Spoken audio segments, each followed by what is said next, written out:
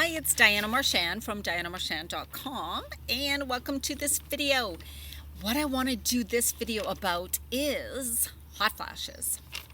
Kind of about what are they caused from? We know kind of why they're caused, but what are some of the things that can trigger them, and what are some things that you can do to help decrease them? So hot flashes are, of course, a part, like most people know that as the main symptom. Here's my dog. He came to say hello for menopause, right? But there's perimenopause, which is before menopause, and then menopause is once you haven't had your period for one full year. Now, often and most times, perimenopause, you get a lot of the other symptoms, but you don't necessarily notice the hot flashes at first. You will notice maybe the night sweats where you get really hot and sweaty during the night. But hot flashes tend to come when you're closer to actual menopause, or when you've finished it, kind of you're through it, so you haven't had your period. And it can go on, believe it or not. Hot flashes, you can continue into your 50s, 60s, 70s. And I even knew a woman who was still getting them in her 80s. Yes, she was 84 years old. It was not something I wanted to hear, but what can you do? So they are caused, of course, by the hormonal changes in your body. Now, some people experience them way worse. Some people experience them better. And it is said that if you have a higher fat content in your body, you should have less hot flashes. I don't know. I get quite a lot still now, but they're less intense. So when I started getting them, they were really intense. And they lasted, and they came off and on, right? And now I still get hot flashes, but they're not as intense. I still get really hot, but they're not like this fiery hot. And they feel like they're coming from the inside out. So it's not a heat like sitting in the sun. It's actually, you feel like you're burning up from the inside out. And that's why they bother so many women. Now, just a note, yes, your doctor will try to put you on synthetic hormones, synthetic estrogen. I suggest not to. I suggest you really do your research on synthetic hormones, because they are not the same as bioidentical hormones. They are not the same as your hormones that are in your body. They may stop the symptom, but I tell you, when you try to go off them, you are going to feel horrible. It's like trying to come off some really powerful drug, right? So you get so I just suggest not doing that. We're going to talk about some other things you can do. Let's get to it. So what kind of triggers them? Well, what can trigger them is spicy foods. So eating more spicier foods, eating heavy foods. I know when I have a heavy meal, like I go out for dinner and have something bigger, like a lot more to eat and more heavier, I get hot flashes coming on right when I'm eating, right after I'm eating, and throughout the night, because my body's digesting. It's working harder, and it's like brings that on. Fatty foods, so even fatty foods, so fatty or deep fried foods, food that are not really healthy for you. Some junk foods, things like that can bring on hot flashes. Possibly even more sugary foods. I don't tend to eat a lot of desserts and stuff, so sugary foods. Alcohol is another one. Red wine's a big culprit. It doesn't mean you have to give up red wine completely, but just notice that when you do have red wine, you will probably notice some more hot flashes. Hot coffee, hot tea, hot drinks like that can bring on hot flashes. Being in a hotter environment, like all of a sudden you're driving somewhere and the sun's coming streaming through and you get hot, and that can bring on a hot flash. Let me see what else I have here. Yeah, anxiety. So we're going to talk about one of the biggest culprits to hot flashes is anxiety, fear, stress. So when your body's put into more of a stressful state, that can really, and it does to me every single time. So when I'm all of a sudden I get worried about something, or I go, oh my God, I forgot to do this, and I get like, hot flash just comes over me. And I know that, and it's kind of a reminder to me to go, oh, you are in a stress state. You need to calm down. So what you can do is you can just calm yourself down. Do some deep breathing, slower deep breathing, exhale through your mouth, right? Because the longer you let yourself stay in that anxious, high stress state, we know that stress really affects our health too, our weight for sure, our moods, and again, like hot flashes. So you're going to continually stay in that stress state. You're probably going to experience more hot flashes and more uncomfortable feelings, right? So you need to find ways, whether you do EFT, so look up emotional freedom technique, whether you do some deep breathing exercises or some grounding, putting your bare feet on the ground, something that's going to lower the stress, calm you down right away, and that will help to decrease the hot flashes, right? So stress also causes you to gain weight. You're unable to lose the weight when you're in stress, and I've talked about that many times before.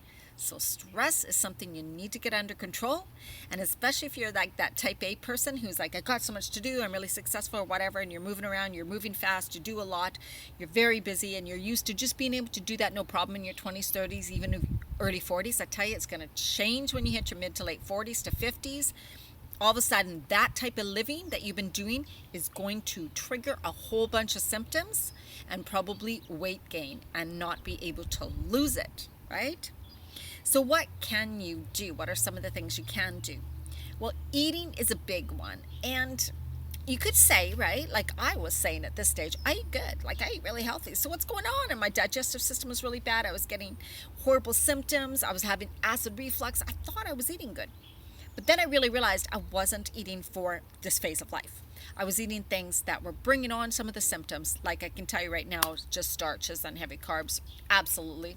Weight gain, not ability to lose weight, hot flashes, digestive problems, all of that. It's a phase you're going through right now. Yes, you may be able to bring in certain things after you're through it, but when you're going through it, it's just a time when you need to clean things up if you choose to feel better during that phase, right? Because you can get into being really tired, really fatigued, even exhausted, adrenal gland burnout, and you won't be able to work. You won't be able to have fun. You're going to be cranky and bitchy. So it's really about controlling things in the moment and doing what it takes. You can also take so we talk about the clean eating. There is special specific things, of course. I don't have time to get into those now, but I will be doing information workshops about that, really giving you an idea. Okay, what do I need to kind of get rid of right now? What are really important to bring in? People don't even realize the great things that you can bring into your diet more of. They're going to make a huge difference in how you feel, your energy, your weight, your hot flashes, the symptoms, and just your energy, like just how you're going to feel and your health during this phase. Really important to look at the food. And like I said, even if you think you eat healthy, you probably don't realize, oh my goodness, you mean so that was healthy for me like in my last decade or a few years ago, but it's not really what my body needs or wants right now. So that's really important. And then bioidentical hormones are something you can consider, and those are not synthetic hormones. So bioidentical hormones are made by a compounding pharmacist, and you need like a naturopath or some sort of doctor to give you, natural doctor. So you do a saliva testing, you get that figured out where your hormone levels are, and they prescribe bioidentical hormones which come in creams, and you put those on according to what they say and recommend. And then you kind of watch yourself, and it's a slow progression, feeling better and better. It's not like overnight, but they are natural to your body, so your body works well with them, and you can go off them and be fine. They're not reacting like a drug, right? There's no there's no withdrawals, right, that leave you feeling horrible. Supplements. You can go and get some formulations for menopause and perimenopause. You just go to a good health food store and say, these are the symptoms I'm having. And there's usually a formulation now.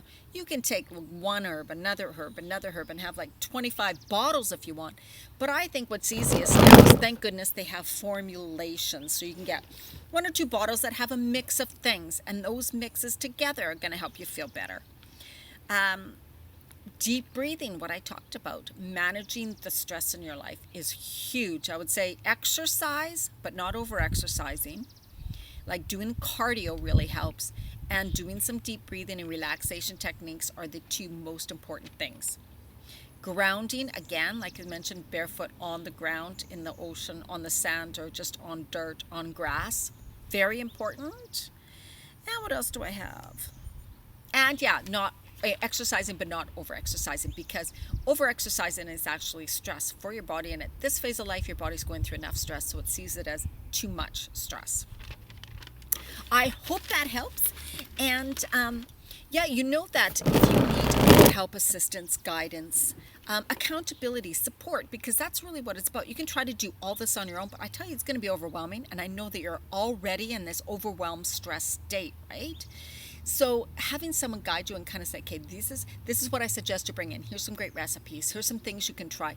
Let's work on this. This is what things like that really helps, because you kind of get handed the stuff and going, okay, this is great. Here's some steps. Here's some things I can do. Some easy action steps, consistent actions that I can take. Things I need to bring in. What can I get rid of? But it's not about giving up everything too. It's about bringing in a whole bunch of nutritious, delicious foods. You need things to replace the other things with, right? So you want to love your food.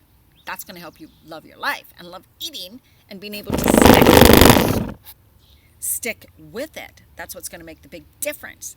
So reach out, get help. This is very important to you. I got help from a whole bunch of energy work and a whole bunch of things. And like I said, I took the time to study, to research, and to tweak my diet over and over and over again until I found out what worked, because I had no one to ask. I had no one to get guidance from.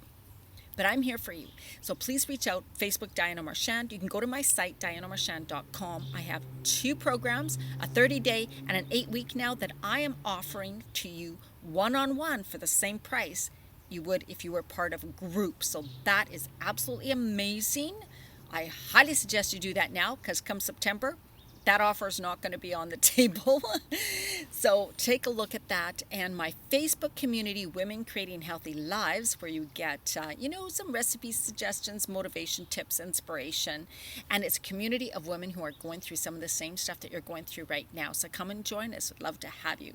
Enjoy your day. Get out, get moving, decrease your stress, eat clean. Bye.